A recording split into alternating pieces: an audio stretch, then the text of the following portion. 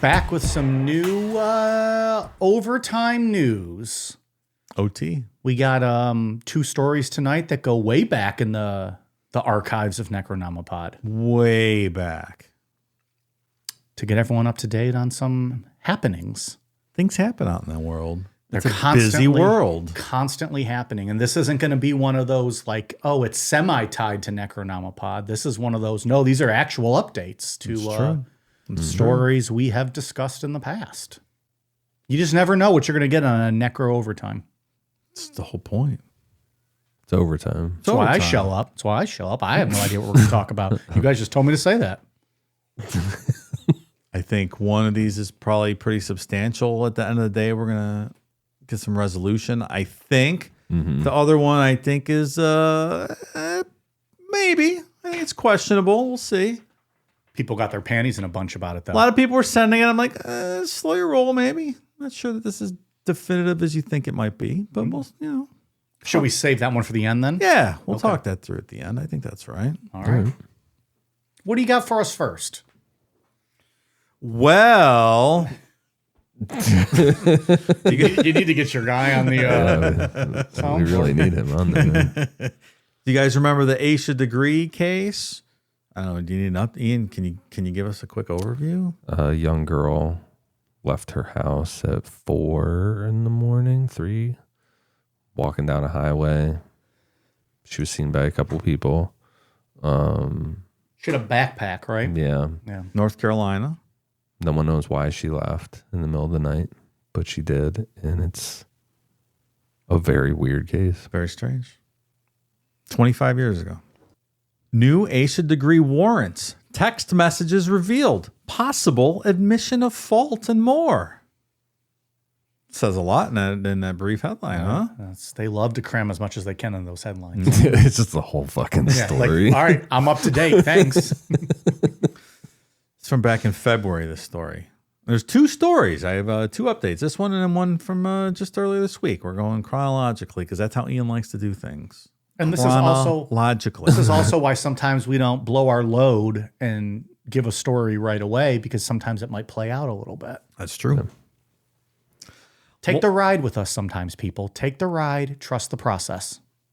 I like that, Mike. Yeah. That's nice. Hunter S. Thompson said, buy the ticket, take the ride. I agree with that. Law enforcement believe a Cleveland County man and 2 of his daughters may have interfered with the investigation into the February 2000 disappearance of Asha Degree, according to recent search warrants. More than 25 years ago, then 9-year-old Asha Degree went missing from her home in Shelby, North Carolina. Law enforcement, local, state, and federal, have continued to investigate her case in the decades since. In September 2024, the Sheriff's Office and FBI carried out several search warrants due to a believed connection between Degree's disappearance and the Cleveland County family. The initial search warrants named members of the Dedman family, including Roy Dedman, his wife Connie Dedman, and their 3 daughters, Anna Lee Dedman Ramirez, Lizzie Dedman Foster, and Sarah Dedman Capel. In September 2024, authorities said for the first time that they believed Degree was killed. Investigators believe the Dedman daughters may have played a role in Degree's possible homicide. The family has maintained that they are in no way connected to Degree's disappearance. This from WBT TV obtained 3 new search warrants on Tuesday, February 18th related to the case. The latest warrants, executed on February 13, 2025, hone in on daughter Lizzie Foster and Sarah Dedman Capel. Here's a look at what the latest search warrants say. Lizzie Foster, then known as Lizzie Dedman, was 16 years old when Degree went missing in 2000. Sarah Dedman Capel, known then as Sarah Dedman, was 15 years old in 2000. The week after law enforcement searched the Dedman's properties in September 2024, a man went to the sheriff's office for an interview with investigators. He said that he occasionally went to bars and house parties with the 3 Dedman girls in the mid-2000s. The man told officers that one time he was at a house party with Foster and Dedman Capel. The man said he saw Foster was visibly upset and intoxicated. He said that at one point, Foster said, quote, "I killed Asha Degree." That's a definitive statement. That is right? a first-hand account of a confession, yes. That is a statement. The man reported that Dedmon Capel then became stern and told Foster to, quote, shut the fuck up. The man told investigators that Dedmon Capel's behavior, quote, caught him off guard that night since he had normally seen her be calm and nice. Later, the man told investigators that he was confident in his memory and that he was, quote, 100% positive of those moments. The man was later given a polygraph test based on the information provided, officials said in the search warrants. Although polygraph results are not admissible in the state of North Carolina, the man was said to have passed. And since we don't give those much credibility for anything else, I will also discount that as any way meaningful this time. It's just really weird. That's their first thought. Oh, yeah? Why don't you take a polygraph test? Mm-hmm. Like, knowing that you can't really use it, it doesn't hold a ton of validity. Does that make a judge? Does he hear that he passed it, and it's like in the back of the judge's mind, it's a thing? Yeah, it just tips it a little bit extra. I think Do it everything tips you it can. at every level for a I think that's prosecutor, right. for the police, for the judge, probably like, oh, well, he did pass that. Like, it's not admissible, but I know he passed it. So. Yeah, he didn't fail it. Right. In the search warrants from February 13th, investigators with the Cleveland County Sheriff's Office say they believe there is evidence to indicate that Foster, Dedmon Capel, and Roy Dedmon engaged in obstruction of justice in connection with Degree's disappearance. It did not appear that the two women or their father had been arrested or charged with any such crime as of February 18th of this year. Search warrants made public in September 2024 show that investigators think Roy Dedmon's daughters were responsible for or involved in Degree's disappearance in 2000. Because the girls were aged 16 years old and younger at the time, investigators believe, quote, adult assistance from parents Roy and Connie Dedmon, quote, would have been necessary in the execution and or concealment of the crime, the sheriff's office said. Roy and Connie Dedmon were identified as suspects in Degree's case in 2024. Months after Degree went missing, her backpack was discovered in Burke County, more than 30 miles from where she was last reportedly seen. The girl's belongings were wrapped in 2 sealed black plastic garbage bags and were found along Highway 18 near Morganton. 2 of the items in the backpack returned evidentiary results linking DNA to Annalie Dedmon Ramirez and a man named Russell Underhill. Dedmon Ramirez was 13 years old when Degree went missing in 2000. I just felt like I wanted to raise my hand like in school. I looked up, so I got a list here of the stuff that was found in the backpack. Yeah. And some of this stuff, because we covered this on Patreon a long time ago. Yeah. Some of this stuff was not available when we covered the episode. So like the stuff about This was a Patreon episode? yeah. Oh. I have a feeling once this is all concluded, we'll do a full one on it because there's more information here that I'm like, oh shit. Patreon.com/Necronomicon. Like specific stuff like Tweety Bird designs on things. But there was the Dr. Seuss book that was borrowed from her school library. I'd be interested if these girls went to that library. And there's also that New Kids on the Block t-shirt that wasn't hers. Right. Was that New Kids on the Block one of these girls' shirts? And it was buried with a bunch of evidence. Dun, dun. Maybe. I don't know. Evidentiary results. Man. Something in the backpack, right? Is that what you said?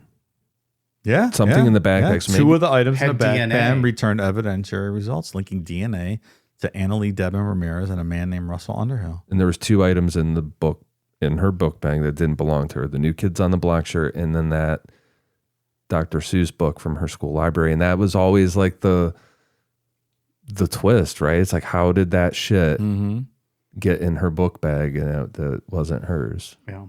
Why don't you fact check me as I'm reading the rest of this? But Russell Underhill was the guy that lived in the house owned by the Dedmon family, right? Yeah. He was I the was gonna- renter I with the was gonna- locked room. I was going to ask if we knew who he was because I didn't remember that. Okay, that's what I thought. So Fucking locked That's room. that's a lot of there's a lot of connections This is here. deep cuts. These Yeah. are deep cuts as Yeah. well. We're definitely going to do a full Sunday one on this, like a bigger. I mean, it was full then. but- Patreon.com/Necronomicon, pal. You can get all caught up. Maybe we'll do a full Sunday. Maybe. Kayfabe. So now we're going to get into some stuff that they found on their phones. 3 search warrants were executed by the Cleveland County Sheriff's Office on February 13th. Authorities seized cell phones from Lizzie Foster, Sarah Dedmon Capel, and Roy Dedmon.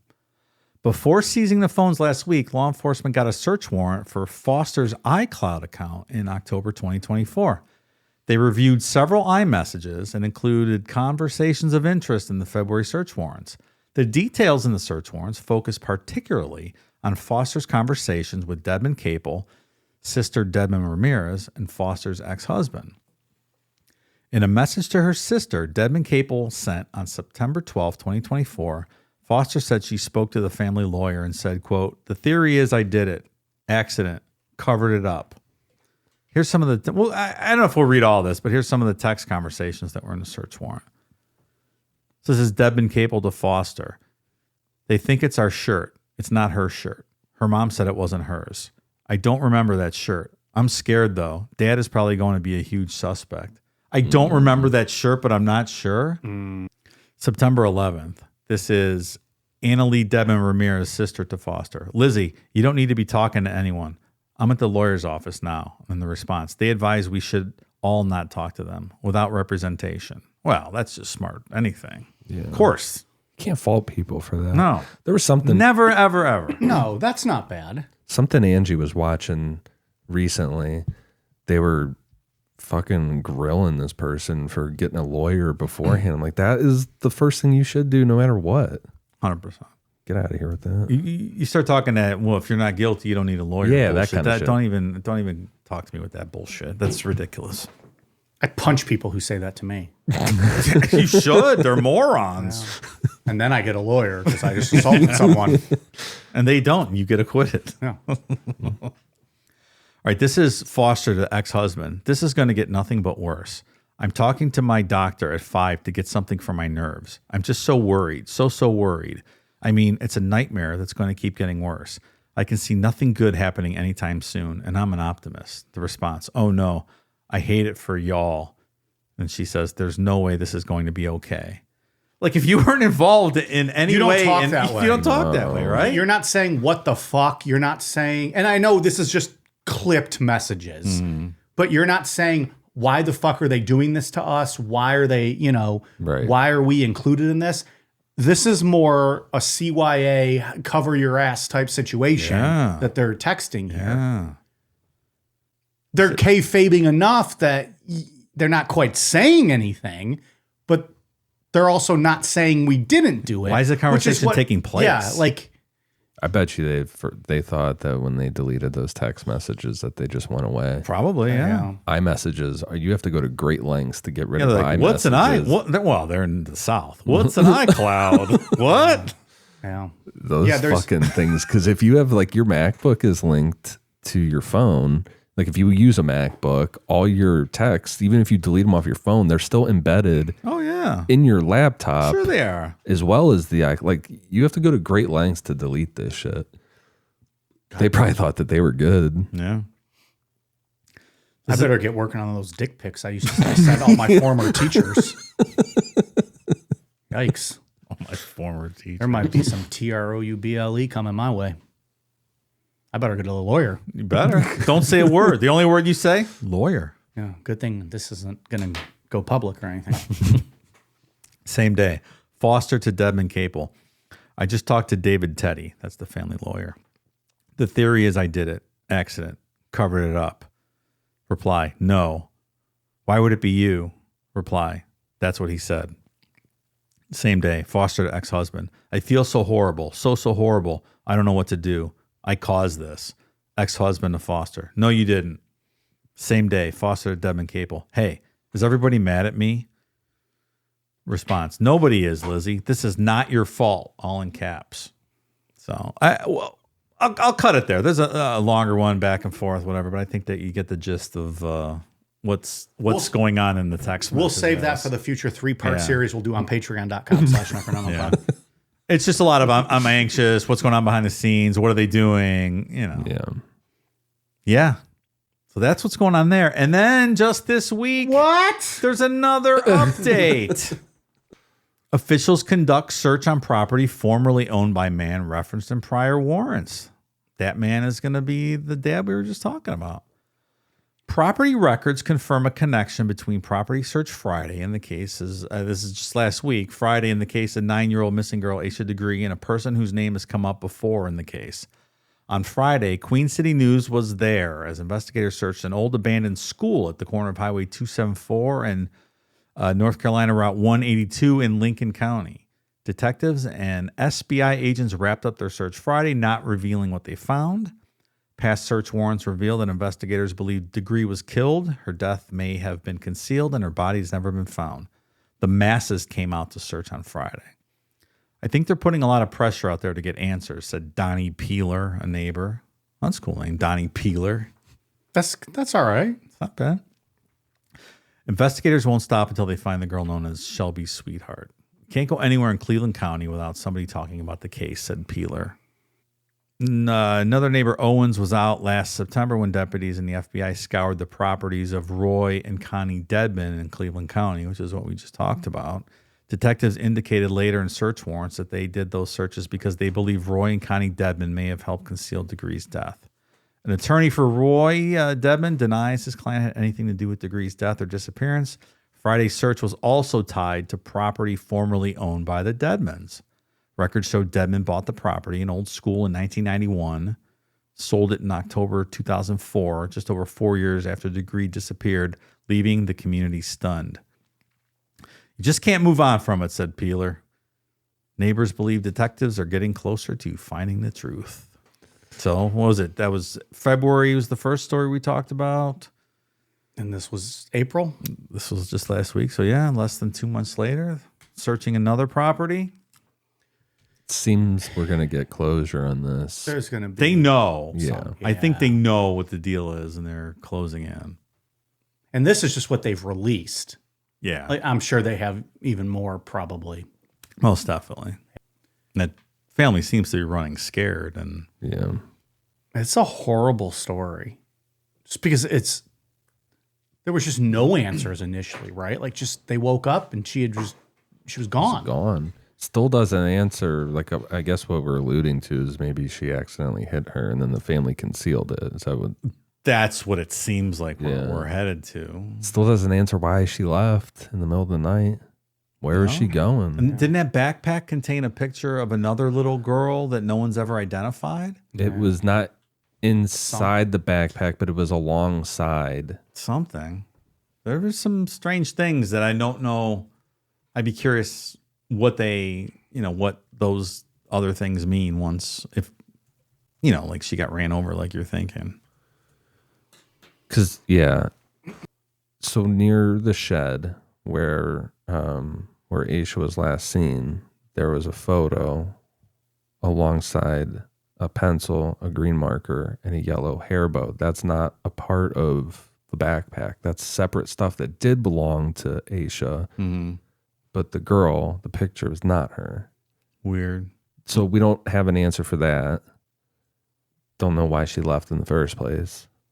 But it seems like we have an answer for the New Kids on the Block t-shirt, at least possibly an answer. Possibly. And the Dr. Seuss book. Yeah. I'd be interested if those girls went to the same school. You know what I mean? You mean from the picture?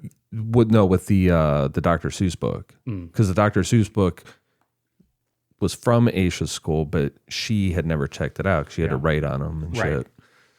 Yeah. Oh, I mean, old gimmick with the card in the back of the book. The little slip you had to sign. Write the F word on it and shit. Yeah. Well, and it is the South, so Dr. Seuss might have been like 11th grade required reading, so I don't know that you could limit it to just a grade school.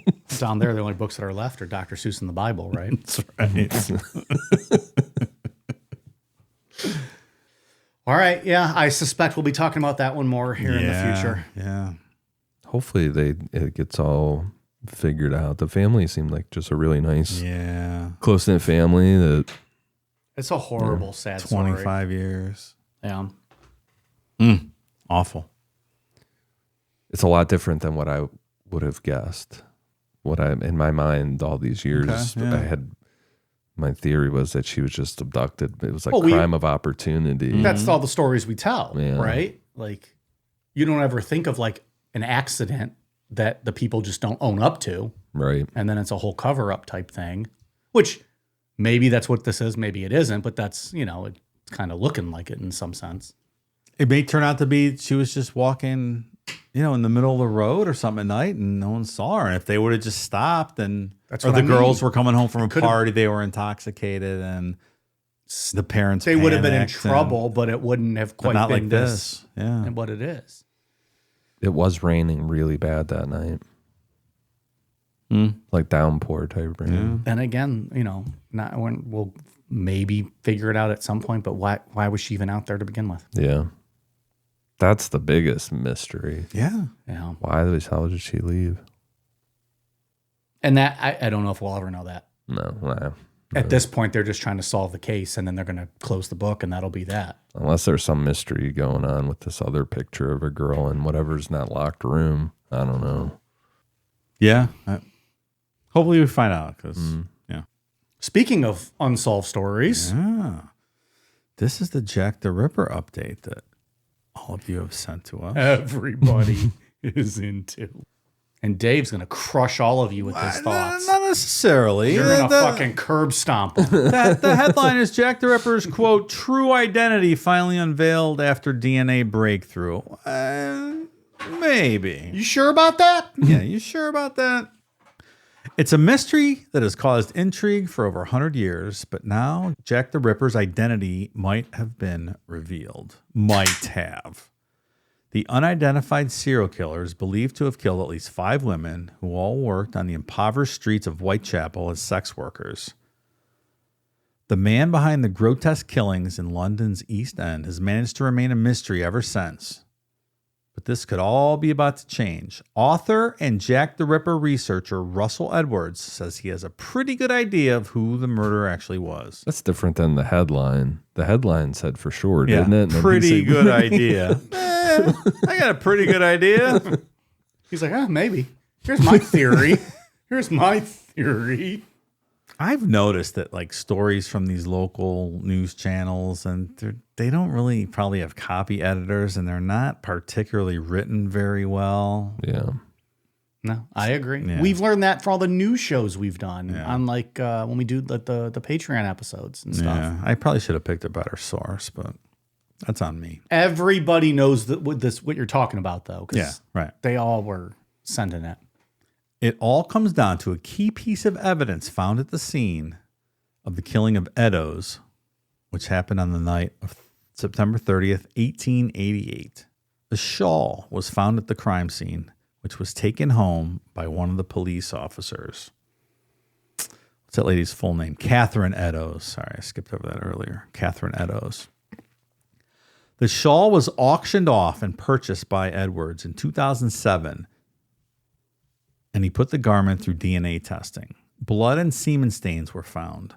The blood stains matched a descendant of Eddowes, and the semen stains were a DNA match for a distant relative of a man suspected of the killings at the time, Aaron Kosminski. Now, Edwards has written a book naming Jack the Ripper, The Definitive Reveal, in which he claims Kosminski is the most likely culprit. Everybody's writing a book. Yeah, most likely. I'm going to write a book. I'm just going to make somebody up as the most likely culprit. It's going to be called The Definitive. In the new book, which is a follow-up to his own text naming Jack the Ripper, Edwards says police at the time believed Kosminski had a great hatred of women, especially of the prostitute class, and had strong homicidal tendencies. Despite the apparently strong suspicions surrounding the barber, this guy was a barber, he was never arrested for the crimes, and he died in an asylum in Hertfordshire in 1919. Although it may sound like the Jack the Ripper case can now be closed, the DNA evidence has been contested over the years. The blood and semen on the shawl are over 100 years old, and in 2014, Ripper expert Andrew Smith said it was, quote, highly unlikely that it hadn't been contaminated in the years that have passed. I have a... That's a lot of years. Yeah. It's a lot, That's a lot of fucking years. years. You said he died in an asylum. Is that a different term back then for just like a hospital? Like what? When I think of an asylum, like he's there against his will, maybe. I think this guy went crazy, didn't he? This alleged. This Andrew Kosminski, yeah. Okay. I might just be making that up. All right. Just a question. In 2014, the shawl as a key piece of evidence in identifying Kosminski as the killer was called into question. This came after the scientist who carried out the DNA analysis made a, quote, fundamental error when calculating the chances of Kosminski being the murderer by using a DNA database, the Independent reported at the time. They end this with, there are still so many layers to this mystery. You think? So I have a chain of evidence problem with this, and when you're saying this definitively solves Jack the Ripper, I'm gonna question that. Do you think this is a case of like people just reading headlines and getting overly excited? Yeah, because that Perhaps. headline sounded like they figured it out, Yeah. and then the article Not even close. said something completely different. Yeah. Yeah. And like, we're not trying to shit. We would love it to be solved. Oh, yeah. It'd make for a fun story to close it all out. But I mean, that's nothing I'll ever hold up in court. it's just 100-year-old it's- piece of DNA evidence. It's loose. It's a theory. It's just a theory. Now, they could take our evidence of Santa Bill, and that would probably hold up in court. If they let us prosecute that, Yeah. we'd fucking... His corpse would be thrown in jail. And we'd push for the death penalty. They can put his corpse in the electric chair. We'd have fun with that. I'd feed him fucking pineapple and milk as he was shot to death.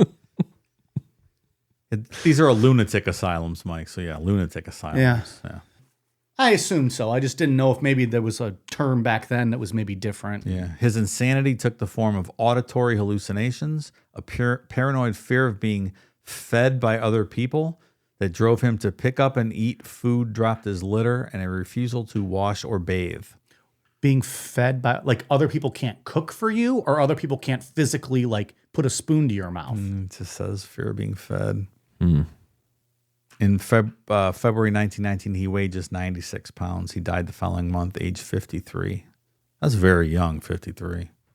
Very, very, very young. What year was that? 1919. That's pretty old back then. Sure. These days, Now it's, very. well, I mean, it's not even middle-aged yet, right? Dave, Ian and I have already had meetings discussing what we're going to do when you die. I'm kidding. We have not. We would include you in those. We would want you to pick your predecessor. Successor. I'm sorry. Not your predecessor. That would make My no predecessor sense. was Your nobody, successor. and that true. show wasn't that good. We're the OGs. We're the OGs. That is true. What did he say? I said my predecessor was nobody, and that show wasn't very good. I listened to it. What show was that? Just The me one and you guys did by yourself. Oh, like a test show. Yeah. I was like, wait, we didn't release anything. Yeah, that was when we were figuring everything the fuck out. All right. You would have say in your successor.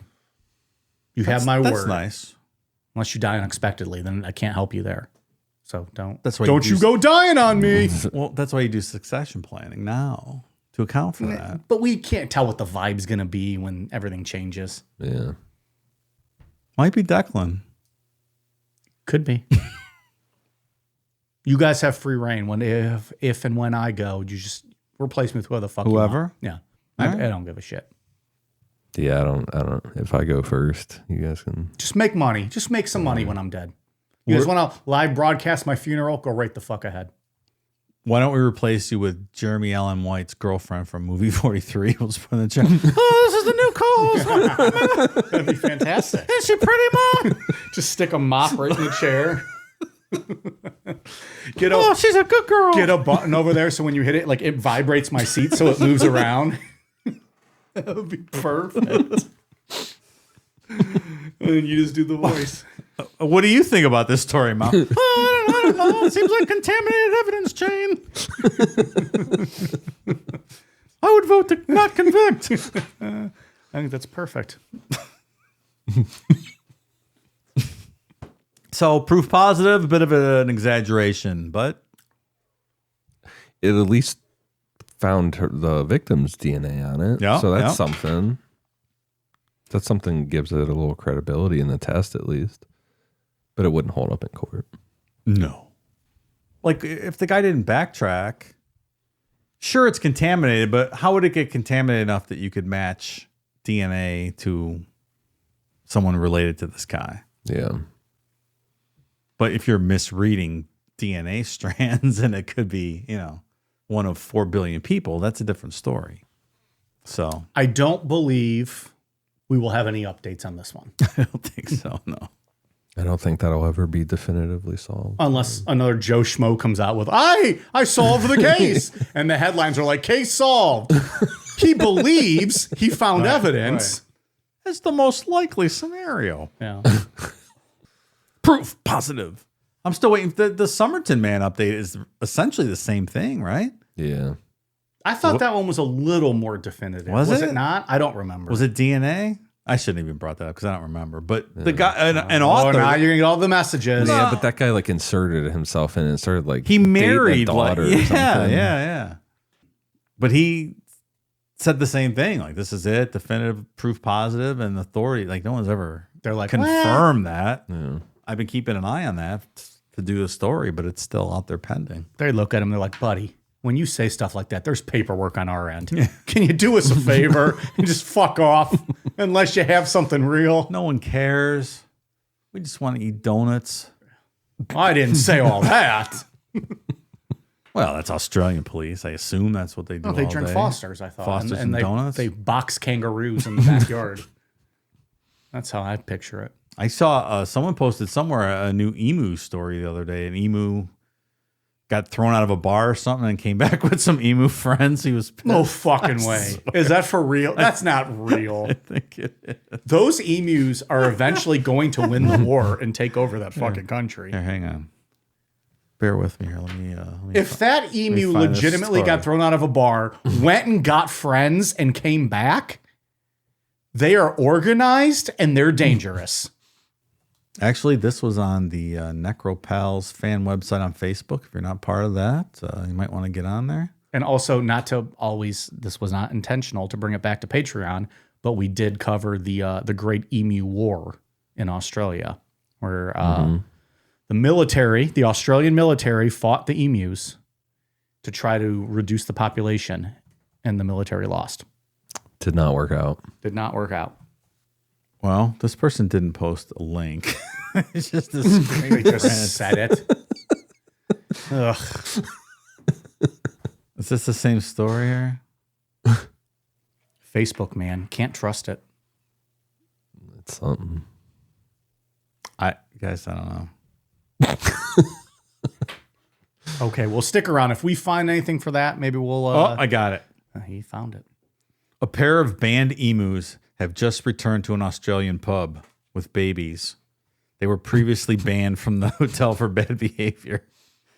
How old is it? What? This is from 2022. They were banned from a hotel? A few years back, Kevin and Carol of small-town Yaraka, Australia, gained a reputation as local menaces. So much so, in fact, they were banned from a neighborhood pub for bad behavior. They're also emus. The rowdy, flightless birds had been frequent visitors to the hotel, the sole pub in a town with a population of about 20 people. This sounds like that fucking Laramie place. Yeah, this is exactly what this is. These fucking hillbillies. Yaraka sits 2.5 hours south of Longreach in Queensland, Australia. It's a dot on a dot on a dot on a map. So it's another place like Laramie. Yeah. What's it called? Yaraka? It would have likely stayed out of the headlines had the Yaraka Hotel not made international news in 2020 for banning Kevin and Carol. I love that. Kevin and Carol. That's fucking awesome. Kevin and Carol. Largely for stealing food, drinks, and car keys from tourists visiting the pub. I could see somebody like yelling at Kevin like he's a real person. Kevin, get the fuck away from me. You're not getting my keys tonight.